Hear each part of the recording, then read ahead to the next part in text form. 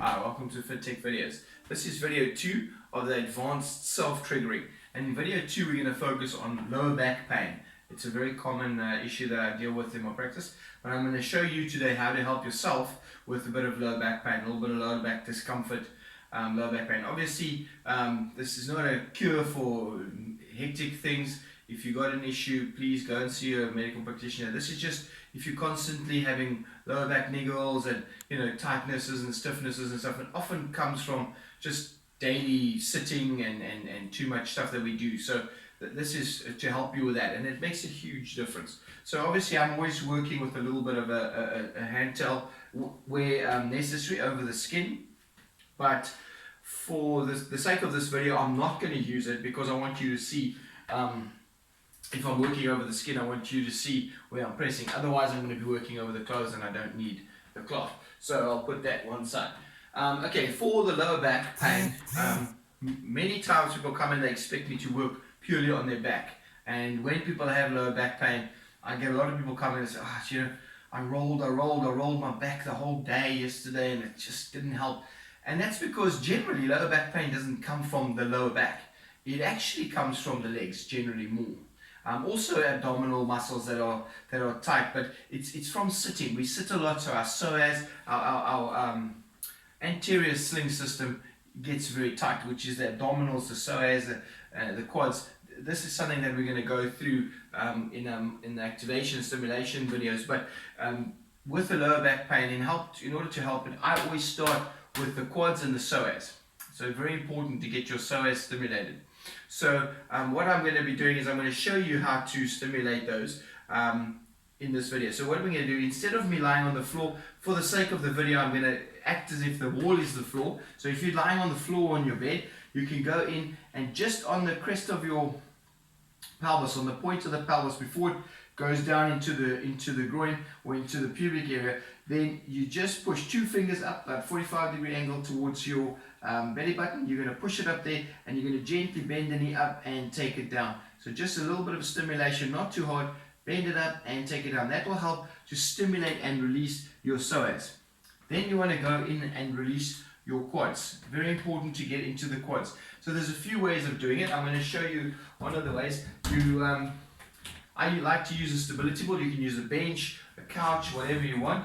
And I'm going to do it standing. You can do it seated as well. So what we're going to do is you put your leg up like that, get it into that position, nice and relaxed, and then you can work onto the quad in that position. What you can also do, the ball allows you to add movement. So if you feel a little bit unstable in this position, all you do is you go and lean against the wall. There you're much more stable. Now you've got the ball lying there. So now what you can do is you can get all the way into the squat muscle, and you can work nicely in just by doing this. It's not hard, you're just stimulating, right? Then what you can do is you add a bit of movement. So now you can stimulate, a bit of movement, push on the spot, bit of movement. Now you can add both hands, stimulate and move, stimulate and move. Very good way to get into that quad muscle. Next you want to go into the adductor. This is also a good way to get into that adductor muscle. You want to go right in here. It's slightly more medial. And you can get right in there. Again, you can add some movement. So I like using the ball, but if you don't want to use the ball, you can use a bench. You can put your leg in this position as you're sitting on a couch or on your bed in this position, and you can use your elbow to get in there like that. When you use your elbow, just be sure that you're not going too hard. It's very important not to go too hard. You can also use foam rollers. So with a foam roller, you can put it on the floor or against the wall. If you're going to use the floor, make sure that you're not putting too much weight on it. So with the adductor, it's okay to be on the floor because you can put your weight slightly on the one side, get your leg out to the side, and then in that position you can add a bit of movement like that. So you're going to get the foam roller on the inside of the thigh. Against the wall as well. With the quads as well, you can get the foam roller against the wall. I like the wall because you lean against it, you've got more control. If you're lying on it on the floor, which a lot of people do, a lot of people say, oh, I hate the foam roller because it hurts so much. It needs to be tender but not excruciatingly painful. So if you put it against the wall, you've got a lot more control. You can get into a lot of different angles and you can add a lot of movement and you can get a lot more control. So if you want to lie on it, do so, but make sure that you're not putting too much pressure.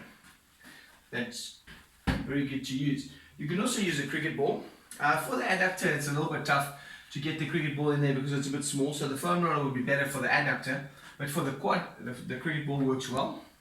And then of course what you want to then do is you want to go into the back muscles as well, a bit into the hamstring and a bit into the glutes. So for the glutes, you can lean against the wall, get your hand into the glute like that, but it's difficult to get a very deep end. So what you want to do is you just want to stimulate, and then what you can do is a little bit of a kickback. What you're doing now is you're stimulating that glute muscle, which then also helps the glute and the psoas work together. So it helps when you stimulate the psoas also to stimulate the glute.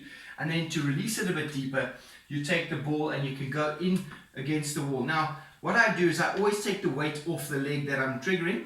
The other leg is supporting my weight, so I always have a little bit of a bend so that we do it nice and comfortably. It's no good that you're triggering one side and hurting another side, and you can get right in there. So you can do the glute max as well as the glute medius and the TFL. The TFL is more into the front.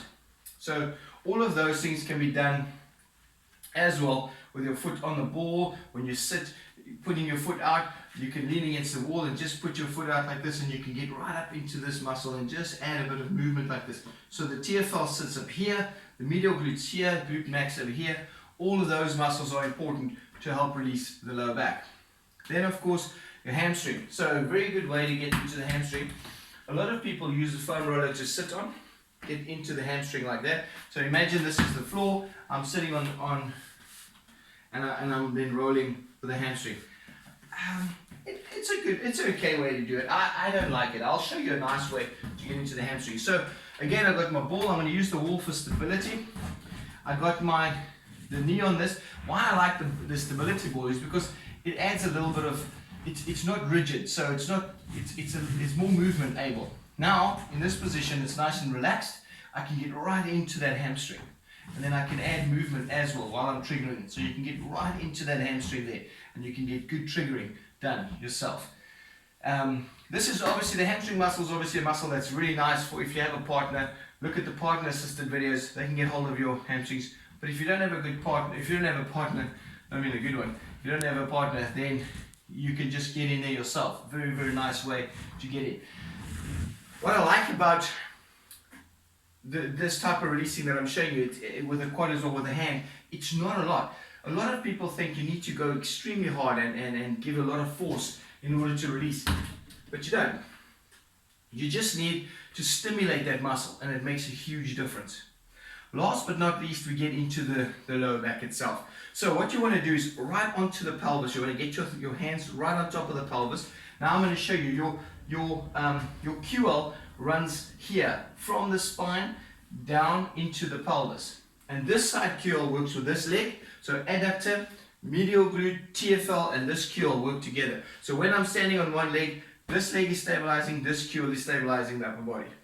Now that's where most of your lower back pain comes from. So what you want to do is you want to get your thumb in there, and literally as you push in there, you want to add some movement. And as you feel movement, you can kind of push around there.